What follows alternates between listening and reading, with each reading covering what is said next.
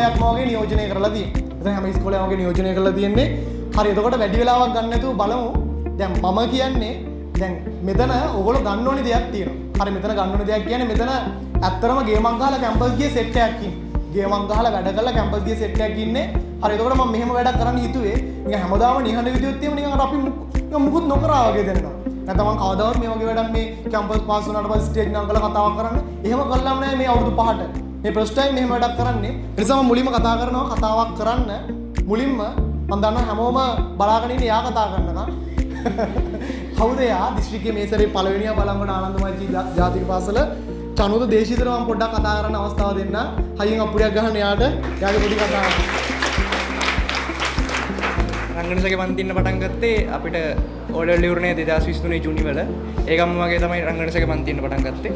එතකොට මම අවුරුදු 2කමාරක් විතර ඉගෙනගෙන තියෙනවා. ඒ කියන්නේ පළවෙනි දවසේ ඉඳන්ම රංගනසගේ පන්තියට ආවා. පළවෙනි දවසේ ළමයි 10ක් විතර හිටියේ. එදා ඉඳන්ම ආවා.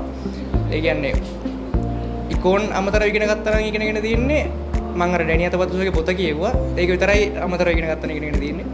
A to Z ම සිලබස් එක සම්පූර්ණයෙන්ම කවර් කරගත්ත රංගන සර්ගෙන්. ඒ රංගන සර් උගන්වන විදිහට මාර විශ්වාසයක් ඇති වෙනවා. සර්ගෙන් අපිට හොඳ රෑන්ක් එකක් දාගන්න පුළුවන් වෙයි කියලා මුළු සිලබස් එකම හොඳට කවර් කරගන්න පුළුවන් වෙයි කියලා මාරම විශ්වාසයක් ඇති වෙනවා සර් උගන්වන විදිහේ. ඒ කියන්නේ පළවෙනි පාඩමේ ඉඳන් 12 වෙනි පාඩම වෙනකම්ම ඒ කියන්නේ සරල සංකල්පයි සංකීර්ණ සංකල්ප සේරම නියමයටම සර් උගන්වනවා.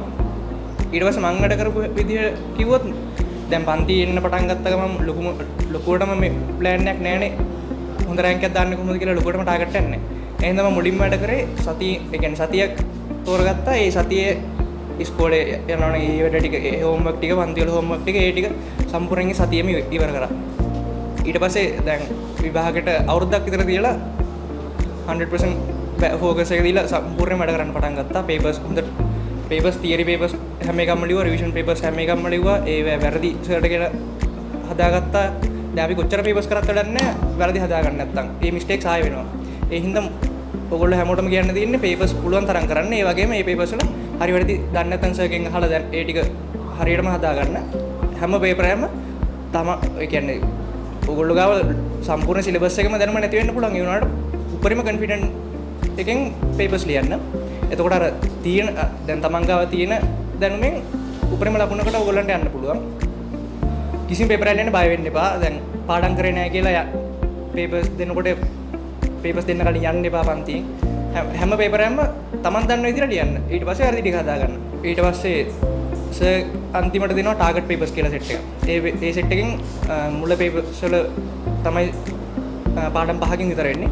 ඊටු පේපර්ස් සේරම සම්පූර්ණ සිලබස් එකකින්ම දෙනවා. ඒ පේපර්ස් සාමාන්‍යයෙන් A level වලටත් වඩා ටිකක් සංකීර්ණයි. ඒ පේපර්ස් කරනකොට සෑහෙන්න ලොකු කොන්ෆිඩන්ට් ලෙවල් එකක් දෙනවා අපිට A level කරගන්න පුළුවන්. හොඳ රෑන්ක් එකක් දාන්න පුළුවන් කියලා. ඒ පේපර් සෙට් එක සෑහෙන්නම වැදගත් වුණා. ඒ පේපර් සේරම සාකච්ඡා කරා ඔන්ලයින් පත්ති දාලා. ඕගොල්ලන්ට කියන්න තියෙන්නේ මුලින් ඉඳන්ම ප්ලෑන් එකක් අතුව වැඩ කරලා හොඳ රිසල්ට් එකක් දාන්න. Thank you. ආර්ථික විද්‍යාව රංගන ඩී ජයතිලක ඒක වෙනස්ම රටාවක්.